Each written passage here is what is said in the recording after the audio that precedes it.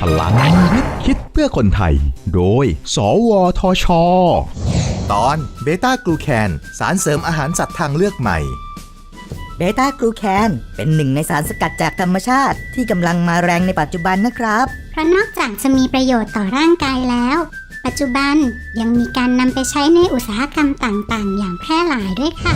การผลิตเบต้ากลูแคนเพื่อใช้ประโยชน์นั้นโดยปกติแล้วจะผลิตจากยีสต์ซึ่งต้องผ่านกระบวนการสกัดที่มีความซับซ้อนและต้นทุนสูงแต่ตอนนี้นักวิจัยสวทช.สามารถผลิตเบต้ากลูแคนจากเชื้อราสายพันธุ์โอฟิโอคอร์ดิเซปดิปเทอริจินาโดยใช้กระบวนการหมักทำให้ได้เบต้ากลูแคนชนิดกิ่งก้านยาวมีมวลโมเลกุลสูงได้ผลผลิตสูงในขณะที่มีต้นทุนการผลิตต่ำไม่ต้องผ่านกระบวนการสกัดที่ซับซ้อนและเบต้ากลูแคนที่ได้ก็ไม่มีความเป็นพิษต่อเซลล์อีกด้วยเบต้ากลูแคนที่ผลิตได้นี้ยังมีคุณสมบัติเป็นพรีไบโอติกที่มีประโยชน์ต่อสุขภาพสัตว์เมื่อนำไปทดสอบผสมกับอาหารไก่พบว่าช่วยยับยั้งเชื้อก่อโรคในลำไส้ไก่ได้เป็นอย่างดีไก่มีอัตราการเจริญเติบโตและมีน้ำหนักตัวเพิ่มขึ้นถือว่าเป็นพรีไบโอติกเสริมอาหารสัตว์ทางเลือกใหม่ที่น่าสนใจไม่แพ้พรีไบโอติกทางการค้าตัวอื่นๆและจะมีการนำเบต้ากลูแคนนี้ไปประยุกต์ใช้กับคนโดยเฉพาะทางด้านอาหารและยาต่อไปในอนาคต